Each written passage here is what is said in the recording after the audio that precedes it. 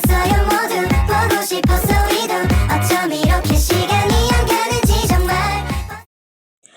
Kekeringan adalah kondisi ketika ketersediaan air tidak mencukupi untuk memenuhi kebutuhan manusia, lingkungan, dan sektor-sektor ekonomi yang bergantung kepada air.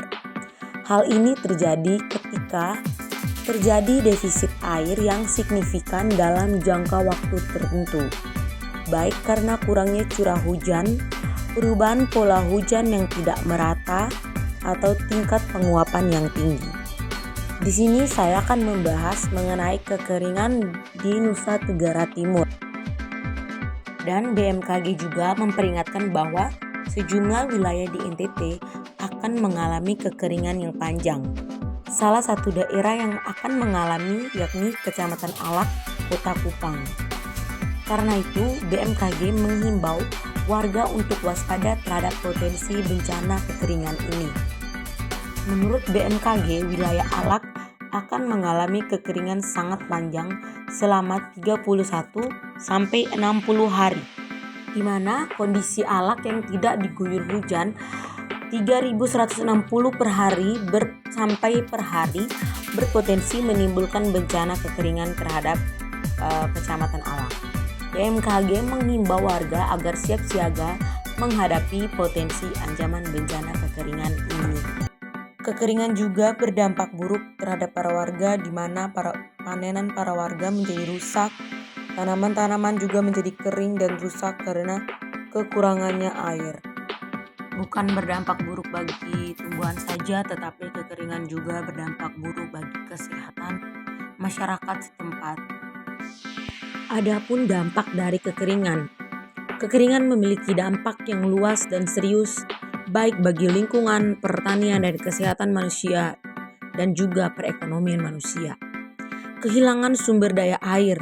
Kekeringan menyebabkan penurunan jumlah air yang tersedia di sungai, danau, waduk, dan sumber lainnya. Hal ini dapat mengganggu pasokan air minum bagi masyarakat, pertanian, dan industri. Kekeringan juga dapat mengurangi keterlanjutan ekosistem air tawar, mengancam kehidupan ikan, hewan air, dan vegetasi air. Ketidakseimbangan ekosistem. Kekeringan juga dapat mengganggu keseimbangan ekosistem. Hewan dan tumbuhan yang tergantung pada air akan menghadapi kesulitan dalam mempertahankan kelangsungan hidup mereka. Habitat alami juga dapat terganggu, mengakibatkan penurunan keragaman hayati dan meningkatnya resiko kepunahan spesies. Kerugian pertanian. Kerugian pertanian juga dapat disebabkan oleh kekeringan karena kerugian atau kegagalan panen dan juga signifikan bagi sektor pertanian. Tanaman pertanian membutuhkan air yang cukup untuk tumbuh dan berkembang, dan kekurangan air dapat menghambat pertumbuhan tanaman, mengurangi hasil panen, dan mempengaruhi kualitas produk.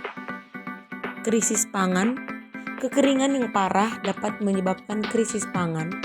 Ketika panen gagal, pasokan pangan menjadi terbatas dan harga makanan dapat melonjak. Hal ini dapat mempengaruhi keamanan pangan dan menyebabkan kelaparan atau malnutrisi pada populasi yang rentan. Kesehatan manusia. Kekeringan juga dapat berdampak negatif pada kesehatan manusia. Penurunan pasokan air minum yang dapat menyebabkan peningkatan risiko penyakit yang ditularkan melalui air seperti diare, kolera, dan infeksi saluran pernapasan. Kekeringan juga dapat mempengaruhi kualitas udara dengan meningkatkan konsentrasi partikel-partikel terlarut dalam udara yang dapat menyebabkan masalah pernapasan dan penyakit pernapasan.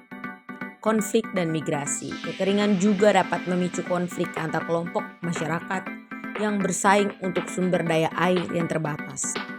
Oleh karena itu, kekeringan yang parah juga dapat memaksa orang-orang untuk berimigrasi dari daerah yang terkena dampak ke daerah yang lebih subur dan berkecukupan air, yang pada gilirannya dapat memperburuk masalah sosial dan ekonomi di wilayah penerima migran.